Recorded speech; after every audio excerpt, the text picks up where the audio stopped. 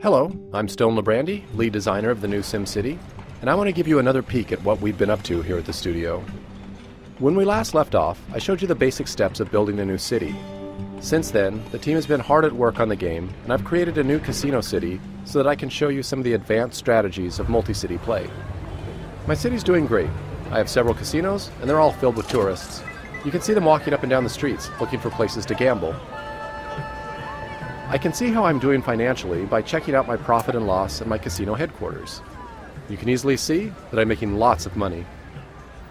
This is also where I can check out how my casino empire is doing compared to every other player. Looks like I'm not doing as good as I thought. It's time to upgrade my casinos. Like most of the buildings in SimCity, I can click the edit button to see the different upgrade options. I have several choices, and each one provides me with a different benefit. This celebrity stage will lure more Sims through the door. Adding more gaming rooms, like this poker parlor, will increase my take from each gambler. Those are both good options, but I'm going to go with a hotel. If I want to get to the top of the casino leaderboard, I want the Sims spending their money at my casino instead of other places in the city. And as long as the beds are here, they won't have any reason to leave. Uh-oh, it looks like my city just blew a fuse. I've been relying on my wind farm to power all of these buildings, and now the system is completely overloaded. Wind power is clean and cheap, and I could expand it, but I'd rather use that space to build more casinos later on. I could also bulldoze it and replace it with a coal power plant, but I don't really want all that air pollution in my city. Fortunately, there is another option. Out in the region, there's plenty of room to expand. Each one of these squares is a place where a new city could start. I can claim a few for myself, claim them all, or I can invite some friends in to join me. Right now, I'm going to claim this spot for myself. This will be a perfect place to build a power plant where the tourists won't even see it. The first thing I have to do is to create a road in my new city that connects to the region highway. There are several different power options to choose from. This nuclear power plant is attractive, but it costs way too much. I could transfer money from my other city over to this one, but I'd rather spend that money to grow my casino empire. So a new coal power plant is a better option for me, since it's a lot cheaper. Although it's dirty, it'll take a long time for any pollution to drift over into my casino city. One of the cool things about multi-city play is that the Sims are going to drive back and forth between the cities. You can already see some commuters from my casino city making their way over here to work in my coal plant. I'm going to turn on the power data layer. Okay, the power's on and flowing nicely. If I go back up to region view, I can turn on the data layer here and see which resources are being shared between the cities. Yep, power is being sent from my coal power plant over to my casino city. Nice! Dan is online and he wants to join in.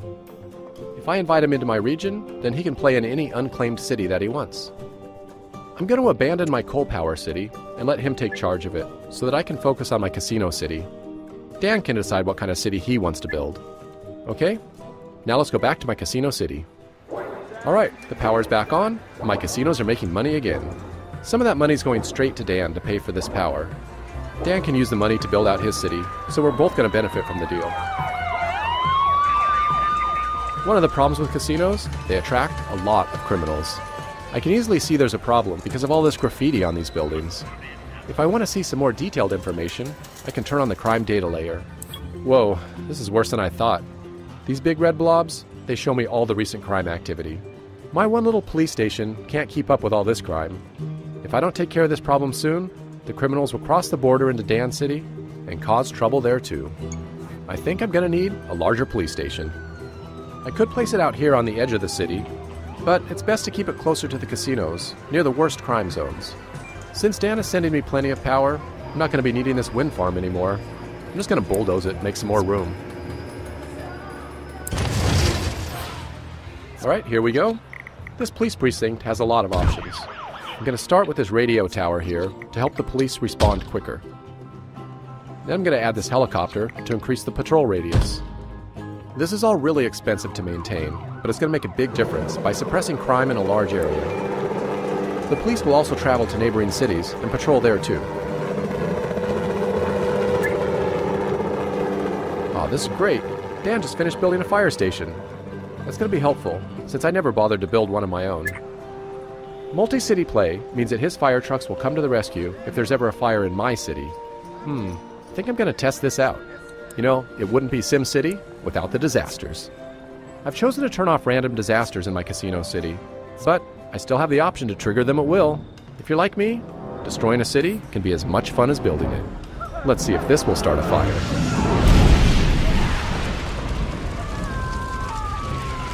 Alright, here they come now.